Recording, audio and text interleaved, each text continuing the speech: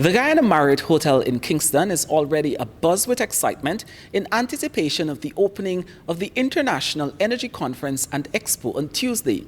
The conference itself will open right here in this room, and there are already 500 persons registered to attend the conference as delegates in person. Of course, with adherence to the COVID guidelines and protocols. But there is another 150 persons registered as delegates who will participate in the conference that will run from Tuesday until Friday virtually. The expo itself will be held in the compound on the western end of the Guyana Marriott Hotel.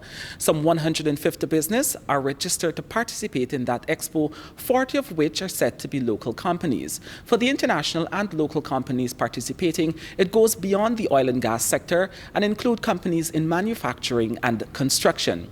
We spoke to the communications director for the conference, Alex Graham, this morning, who said that although the conference has a strong business focus, it will be used to guide policy.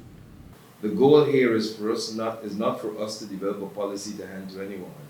I think the goal here is to provide an opportunity for those discussions to take place. The policymakers must leave it and go implement and design around the fruits of the conversations they have.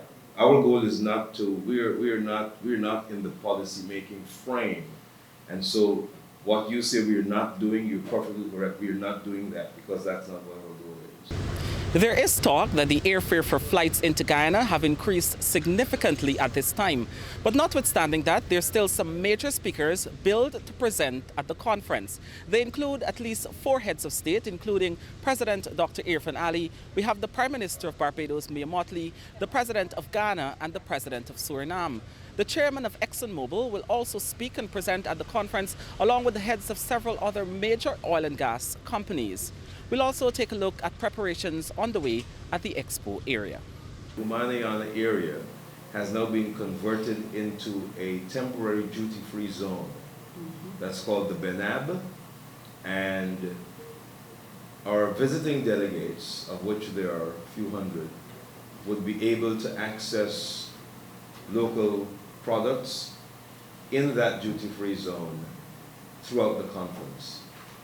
Only traveling visitors would be able to purchase. They need to provide their passport ID because it functions like a regular duty-free zone.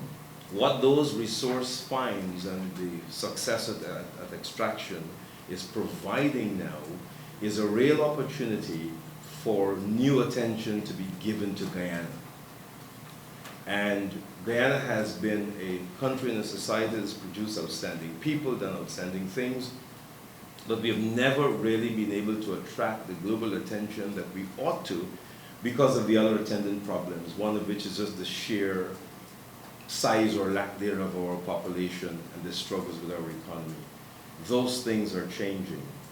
And we want to ensure that in this generation and in this era, Guyana is not just seen as a place where you could go and get some resources and leave. For the newsroom, Kurt Campbell.